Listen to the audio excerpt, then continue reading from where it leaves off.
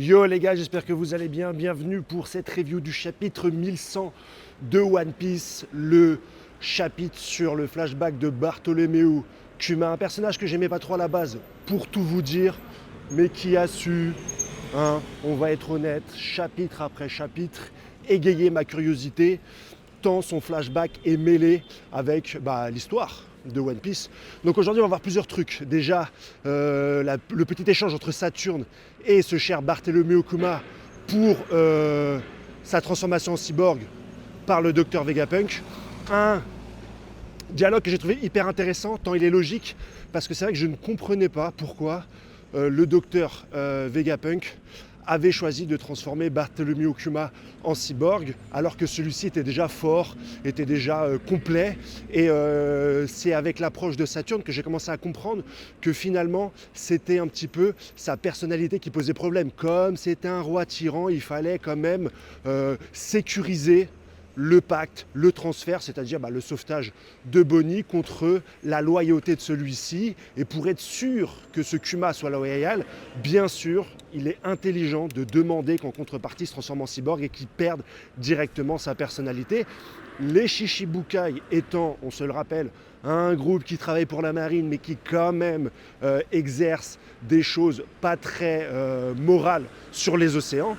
Donc la marine, déjà depuis cette époque-là, a beaucoup de mal à les tenir un petit peu en laisse, et ça me paraissait complètement logique que Saturne veuille avoir la main mise sur l'un d'entre eux. Donc ce discours un petit peu légifère, explique, rend crédible toute la transformation de ce cher Bartholomew Kuma, qui jusqu'ici j'avais trouvé ça douteux. En plus, ça permet au docteur Vegapunk un petit peu de taper du poing sur la table et d'être un peu plus crédible en tant qu'ami de Kuma, puisque finalement celui-ci était pour prendre Kuma en base pour faire une armée de pacifistas, mais n'était pas pour la transformation en cyborg de celui-ci. Le fait qu'il tape un peu du main sur la table, qu'il soit contraint finalement par Saturne, moi ça me renforce dans l'idée de la cohérence sur la transformation de ce personnage, chose que j'avais un petit peu mise en doute dans les chapitres précédents, et je l'avais dit dans ma vidéo d'hier, complètement, soyons francs, que ça m'embêtait que Kuma et Dr Vegapunk ne soient pas proactifs dans un petit peu la tyrannie que celui-ci subit. Kuma le tyran, c'est pas un tyran, c'est quelqu'un qui a subi la tyrannie, c'est ce qu'on voit un petit peu dans ce chapitre depuis le début de l'aventure. Donc je suis bien content d'avoir cette explication-là. Autre point, ce cher Kizaru, ça sent le Sword. Ça sent le Sword. À mon avis, quand il va se relever dans le présent de sa bataille contre les Mugiwara, il y a de grandes chances qu'il se place du côté de Kuma. Quand on voit un petit peu les années, les 6 mois qu'ils ont passé ensemble, main dans la main, à chanter, danser, la danse de Nika, je vous le rappelle, pour moi, la naissance des Swords se fonde autour du Dr Vegapunk. Il vient avec Drake. C'est pas anodin qu'il vient avec Drake. Un Sword, on voit Kobe dans le chapitre, un Sword, à mon avis, et quand tu vois la discussion entre Dragon notamment et ce cher Vegapunk, tu sens quand même que Dragon attaque la marine de l'extérieur et que Vegapunk l'attaque de l'intérieur. À mon avis, il est donc un des pères fondateurs des Swords, et Kizaru est intimement lié à ce bastion. On sent qu'il attaque un petit peu Sentomaru à contre-pied, bien sûr. Tu sens que il fait pas ça de monter de cœur, même quand il tape Bonnie, souvenez-vous, il lui met un coup.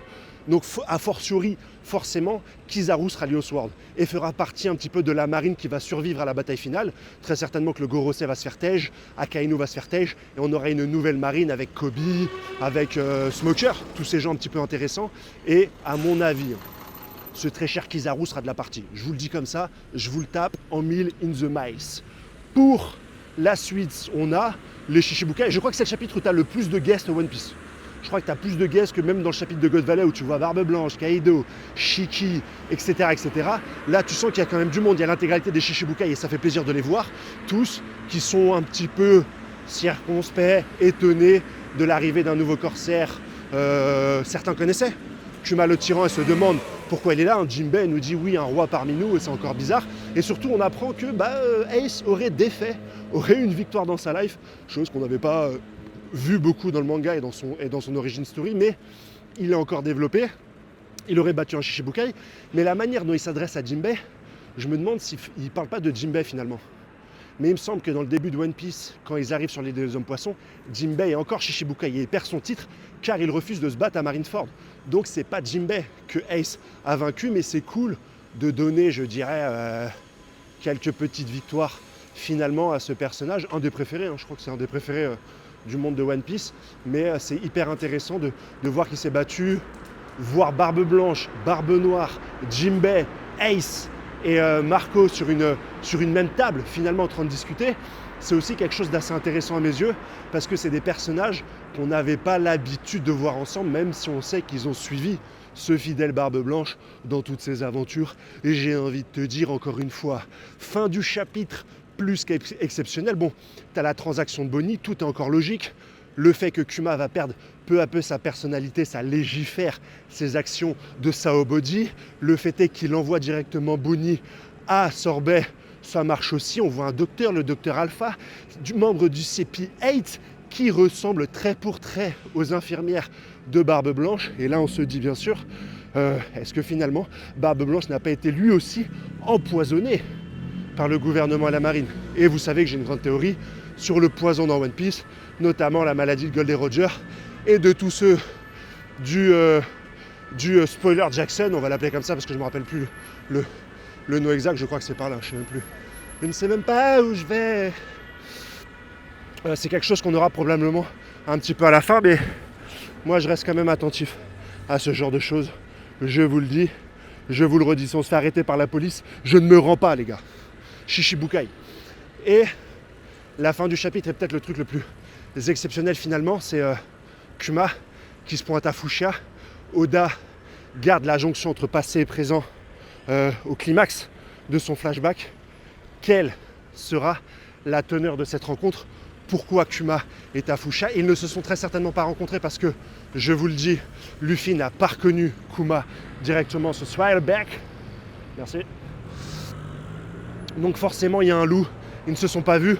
Pourtant Kuma est vraisemblablement parti quelque chose, se renseigner, peut-être qu'il avait des infos, peut-être qu'il a travaillé en off pendant toutes ces années, ayant certaines informations du gouvernement pour reconnaître un problème. Je ne pense pas que Kuma sache que mon quai de Luffy est Nika. J'aimerais pas.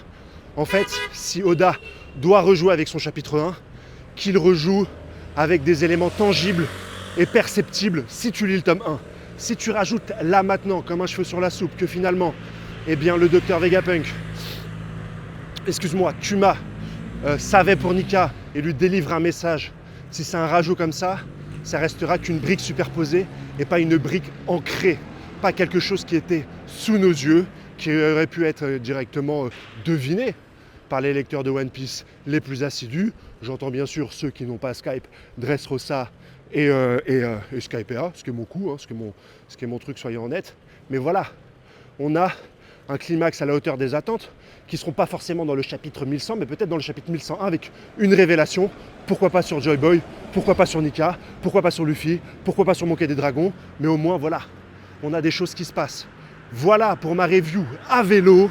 Je suis en plein déménagement, The Bilamouche, mais ce chapitre est tellement palpitant et tellement touchant que je me devais, en tant que Henrik 21, vous faire une petite review rapido avec une qualité de son, parce que je viens de m'acheter un micro et tutti quanti. Je vous fais des gros bisous. Abonnez-vous. Abonnez-vous, ça fait toujours plaisir. 42 000 abonnés, Fouini baby. Je vous poste ça en rapidos, peut-être sans montage bien sûr. Et puis à la prochaine si je meurs pas. Bisous.